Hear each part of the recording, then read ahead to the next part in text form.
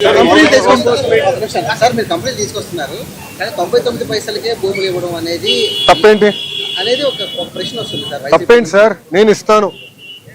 Fortune 500 companies అందరికీ నేను 99 పైసల్లోనే గజానికి కాదు ఎకరంగా మొత్తం భూమి ఇస్తా.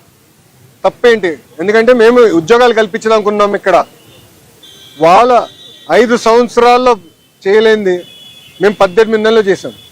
ఈరోజు కాగ్నిసెంట్ ఎందుకు వచ్చిందండి? టీసీఎస్ ఎందుకు వచ్చింది? గూగుల్ ఎందుకు వచ్చింది? ఇన్సెంటివ్స్తో పాటు భూమి కూడా తక్కువ ధరతో మేము అందిస్తున్నాం. అందుకే వాళ్ళు కూడా పరిగెత్తుకుంటూ వస్తున్నారు. ఈరోజు భారతదేశంలో అన్ని రాష్ట్రాలతో పోల్చితే ఇన్వెస్ట్మెంట్స్లో ఆంధ్ర రాష్ట్రం నంబర్ 1, 25% వచ్చింది.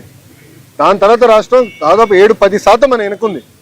నేను గౌరవ ముఖ్యమంత్రి గారికి నిన్న మీటింగ్లో చెప్పా, sir we will celebrate when it is 50% అని మీరు గమనించండి.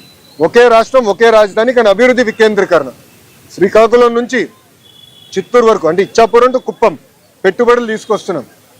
Decentralised development, cluster based approach అనేది మేము చేస్తున్నాం. సార్ ఈ పెట్టుబడిలో విజయనగరం చేస్తున్నటువంటి వాళ్ళ మీద కఠిన చర్యలు తీసుకుంటామని నిన్న కూడా మీరు అనౌన్స్ చేశారు. వైసీపీ వాళ్ళు క్వశ్చన్ చేస్తున్నారు, మీ వాళ్ళే విపరీతమైన ప్రచారం చేస్తున్నారు, కించపరుస్తున్నారు, మీకు అర్హత ఎక్కడ ఉందని వైసీపీ వాళ్ళు ఆల్రెడీ మేము యాక్షన్ తీసుకున్నాము. మాకు చిత్తశుద్ధి ఉంది కనుకనే వైఎస్ భారతిరెడ్డి గారి పైన మా కార్యకర్త ఒక ట్వీట్ పెడితే, ఫేస్బుక్ పోస్ట్ పెడితే అతను జైలుకి వెళ్ళాడమ్మా. వాళ్ళ 5 సంవత్సరాలు నా పైన కుటుంబం పైన శాసనసభ సాక్షిగా మా తల్లిని కూడా అవమానించారు. మీ అందరు చూసారు. ఆడియో ఉంది. ఏం చేశారండి? నేను ఇప్పుడు ఏమంటున్నానంటే ఒక మహిళని కించపరిచినప్పుడు ఎంత ఇబ్బంది పడుతుందో నేను కళ్ళారా చూసాను. ఇది ఇంకో మహిళకు జరగకూడదు. ఏదైనా ఊరు పేరు లేని కంపెనీకి విశాఖపట్నంలో 3,000 కోట్ల రూపాయలు విలువ చేసే భూములు ఇస్తాడు. ఏదో ఉర్సా అంట కంపెనీ పేరు. ఇంద్రనైనా ఈ ఉర్సా అని చెప్పి చూస్తే ఊరు లేదు పేరు లేదు. వారు కట్టే కరెంటు బిల్లు ఏంది అని అంటే కనుక వాళ్ళు కట్టే కరెంటు బిల్లు ఒక ఇంట్లో ఒక అపార్ట్మెంట్లో రెసిడెన్షియల్ అపార్ట్మెంట్ కట్టే కరెంటు బిల్లు ఆ కంపెనీ కడతా ఉంది. పోనీ అమెరికాలో వాళ్ళ ఆఫీస్ ఏందని చెప్పి అక్కడికి పోయినారు మనోళ్ళు ఎంక్వైరీ చేయడానికి. ఆడ చూస్తే ఆడ ఒక చిన్న ఇండ్లు. ఊరు పేరు లేని ఈ కంపెనీకి 3,000 కోట్లు విలువ చేసే భూమి 99 పైసలకంట.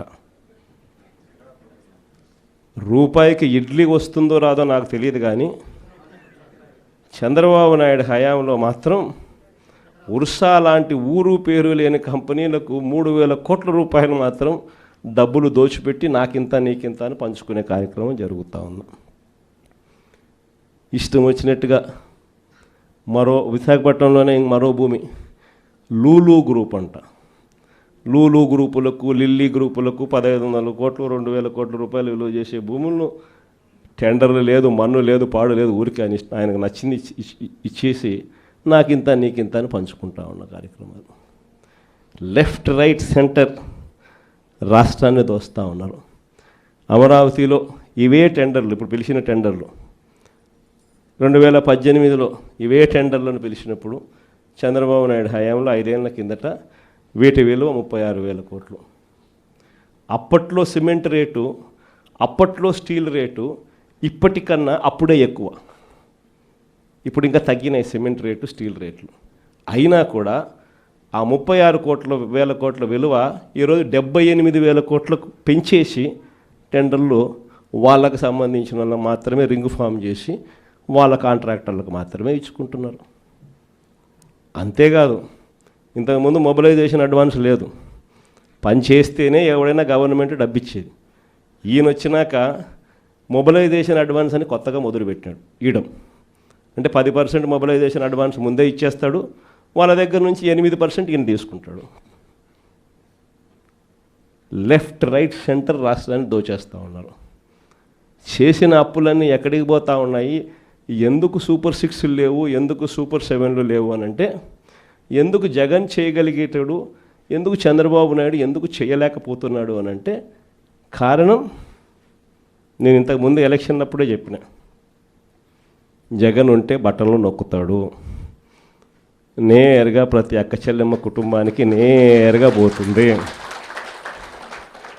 చంద్రబాబు నాయుడు ఉంటే బటన్లు ఉండవు, చంద్రబాబు నాయుడు ఉంటే నేరుగా ఆయన జోబీలోకి మాత్రమే పోతుంది అని చెప్పి